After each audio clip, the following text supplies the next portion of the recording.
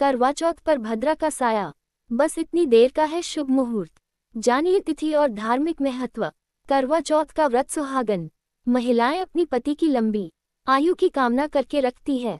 शास्त्रों में करवा चौथ का विशेष महत्व है। करवा चौथ का व्रत हर वर्ष कार्तिक मास के कृष्ण पक्ष की चतुर्थी तिथि को रखा जाने का विधान है। वहीं आपको बता दें कि इस दिन सुहागिन महिलाएं पति की लंबी उम्र के लिए व्रत रखती हैं।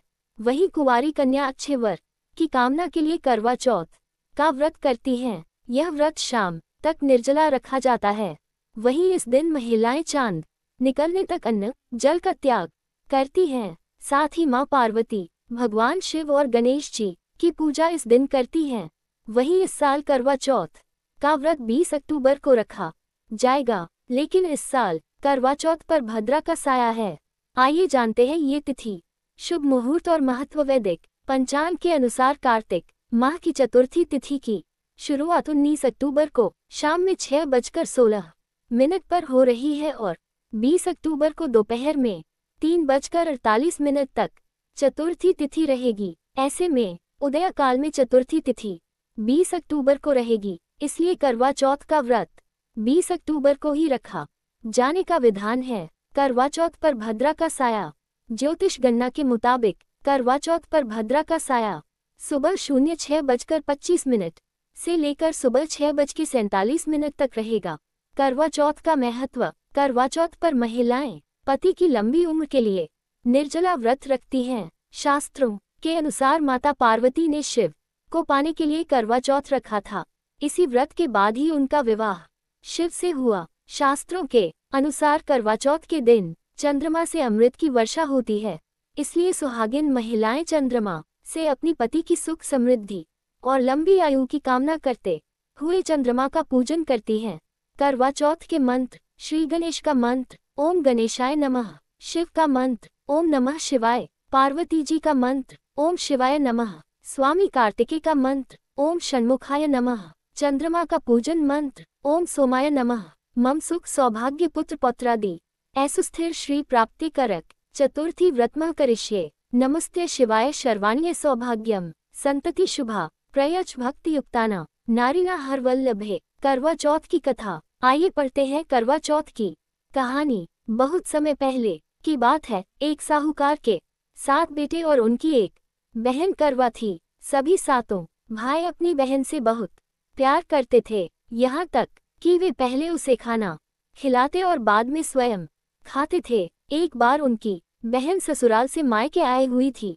शाम को भाई जब अपना व्यापार व्यवसाय बंद कर घर आए तो देखा उनकी बहन बहुत व्याकुल थी। सभी भाई खाना खाने बैठे और अपनी बहन से भी खाने का आग्रह करने लगे, लेकिन बहन ने बताया कि उसका आज करवा चौथ का निर्जल व्रत है और वह खाना सिर्फ चंद्रमा को देखकर उसे अर्घ्य देकर ही खा सकती है। चूंकि चंद्रमा अभी तक नहीं निकला है, इसलिए वह भूख प्यास से व्याकुल हो उठी है। सबसे छोटे भाई को अपनी बहन की हालत देखी नहीं जाती और वह दूर पीपल के पेड़ पर एक दीपक जलाकर चलनी की ओट में रख देता है। दूर से देखने पर वह ऐसा प्रतीत होता है कि जैसे चतुर्थी का चांद उदित हो रहा हो। इसके बाद भाई अपनी बहन को बताता है कि चांद निकल आया है, तुम उसे अर्घ्य देने के बाद भोजन कर सकती हो। बहन खुशी के मारे सीढ़ियों पर चढ़कर चांद को देखती है, उसे अर्घ्य देकर खाना खाने बैठ जाती है।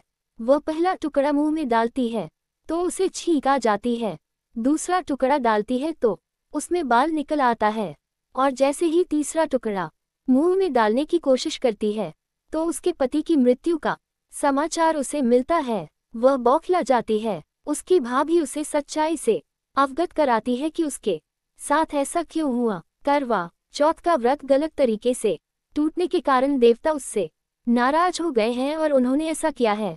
सच्चाई जानने के बाद करवा निश्चय करती है कि वह अपने पति का अंतिम संस्कार नहीं होने देगी और अपने सतीत्व से उन्हें पुनर्जीवन दिलाकर रहेगी। वह पूरे 1 साल तक अपने पति के शव के पास बैठी रहती है, उसकी देखभाल करती है। उसके ऊपर उगने वाली सुईनुमा घास को वह एकत्रित करती जाती है। 1 साल बाद फिर करवा चौथ का दिन आता है। उसकी सभी भाभियां करवा चौथ का व्रत रखती हैं। जब भाभियां उससे आशीर्वाद लेने आती है तो वह प्रत्येक भाभी से यम सुई ले लो, पिया सुई दे दो, मुझे भी अपनी जैसी सुहागिन बना दो, ऐसा आग्रह करती है। लेकिन हर बार भाभी उसे अगली भाभी से आग्रह करने का कह चली जाती है। इस प्रकार जब छठे नंबर की भाभी आती है तो करवा उससे भी यही बात दोहराती है।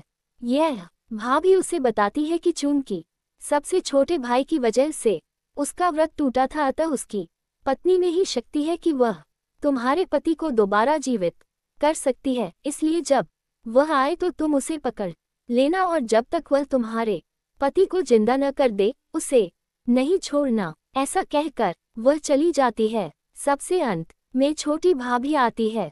करवा उनसे भी सुहागिन बनने का आग्रह करती है, लेकिन वह टालमटोली करने लगती है। इसे देखकर वह उन्हें जोर से पकड़ लेती है और अपने सुहाग को जिंदा करने के लिए कहती है। भाभी उससे छुड़ाने के लिए नोचती है, खसुटती है, लेकिन करवा नहीं छोड़ती है। अंत में उसकी तपस्या को देख भाभी पसीज जाती है और अपनी छोटी अंगुली को चीरकर उसमें से अमृत उसके पति के मुंह में डाल देती है। करवा का पति तुरंत श्री गणेश कहता हुआ उठ बैठता है।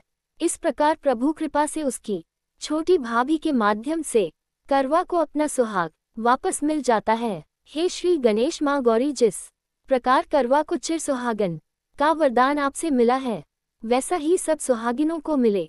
करवा चौथ की पूजा की विधि। ये सामग्री काम आएगी पूजन में।